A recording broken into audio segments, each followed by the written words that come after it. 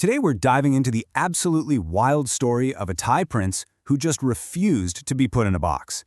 He was a royal, sure, but he was also a warrior, a healer, and even a mystic.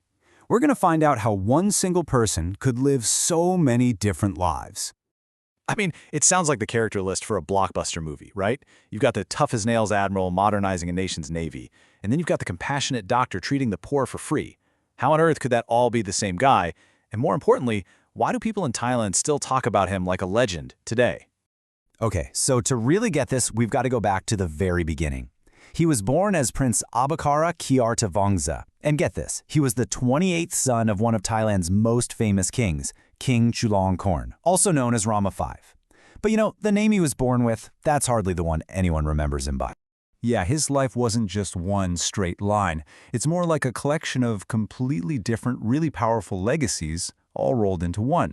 So, to understand the man, we actually have to look at each of the incredible lives he lived. And we're going to start with the one that really put him on the map. So let's talk about his most famous public role. You have to picture the scene back then. Siam, what we now call Thailand, was pretty much one of the last independent nations in Southeast Asia. It was totally surrounded by British and French colonies. So its survival really depended on getting modern and fast. Prince Abhakorn was given a huge piece of that puzzle. Build a navy that could actually defend the country from the sea. And his journey started when he was just a kid. At only 13 years old, he was sent all the way to England to train with the biggest, baddest naval force in the world, the British Royal Navy. For more than 6 years, he went through some seriously tough training. He even saw actual combat. So when he came back, he wasn't some pampered prince. Nope, he was a hardened, highly skilled naval officer. And he was ready to get to work.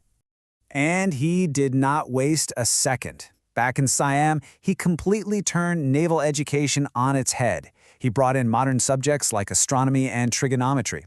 Now that might sound boring, but it was absolutely crucial. It meant Thai officers could finally navigate their own ships without having to rely on foreign advisors. He gave the Naval Academy a permanent home, and with amazing foresight, he picked out Satahip Bay as the perfect spot for a strategic naval base, a decision that is still protecting Thailand to this very day. And here's the thing, he wasn't just some guy giving orders from an office. He led from the front. In 1920, the Thai people actually donated their own money to buy a warship, the HTMS for Rudanra. So what did he do? He personally took command and sailed it himself, all the way from Europe back to Siam. It was this incredible, historic journey that basically proved to the world that the new Thai Navy was for real. But just when you think you've got this guy figured out as this stern military man, his story takes this sharp, unexpected turn.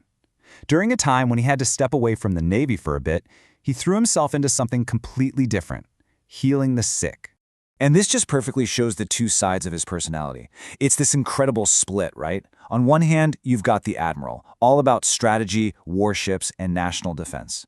And on the other hand, you've got the doctor, focused on compassion, herbal remedies, and public health. And somehow, he mastered both of these worlds. He dove deep into studying traditional Thai medicine and then started treating anyone who needed help. It didn't matter if you were rich or poor, Thai or Chinese. He treated everyone completely free of charge.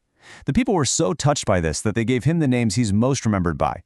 Morphone, which means Dr. Phone, and Sadet Tia, which translates to the Royal Father. It wasn't just a title, it was a name filled with real love and affection. But wait, there's more. Beyond the Admiral and the doctor, there was this whole other layer to him. His inner world was just as fascinating, filled with spirituality, art, and a deep love for martial arts. So let's peel back another layer and look at the parts of him that not many people know about. This tattoo, which the prince had on his own chest, tells such a powerful story. Trat RS-112 refers to the year 1893, a year when Siam was forced to give up territory to the French. He literally inscribed this painful memory onto his own body as a constant reminder of his nation's loss and of his personal vow to protect it. And these other passions weren't just side hobbies. He was a deeply spiritual man, studying meditation with some of the most famous monks in the country, which probably helped ground him. He was also an amazing artist. He composed the Navy's most famous anthems, songs that still give sailors a sense of pride and identity today. He painted beautiful religious art. And, being the warrior he was a huge supporter of Muay Thai, even turning his own palace into a training camp for up-and-coming fighters. So how does a life this full, this intense, finally come to an end? Well, Tragically, it was way, way too soon. After dedicating his entire life to his country, he finally reached the very top of his career. In April of 1923, he was made the head of the entire Navy. I mean, this was it, the culmination of everything he'd worked for. But his health was just gone. Only a few weeks after getting the job, he had to resign and travel south to try and recover. But there, after getting caught in a rainstorm, he came down with influenza and passed away on May 19th. He was only 42 years old. But his story didn't end with his death. Not even close. In fact, his death is what really cemented his legend. Today, there are over 200 shrines and monuments to Setitia, all across Thailand. He's treated not just as a historical figure, but almost like a guardian spirit by sailors, fishermen, and just countless ordinary people. And officially, the Royal Thai Navy, the very institution he built, honors him every single year on the day he died. It's called Apakara Day, and it ensures that his contributions as the father of the Thai Navy are never, ever forgotten. It's the formal legacy for a man who earned so much informal love. Which brings us to our final question, and it's a big one. The life of Prince Abhakorn really makes you think about what a legacy actually is. Was it his royal blood and his official rank that made him unforgettable?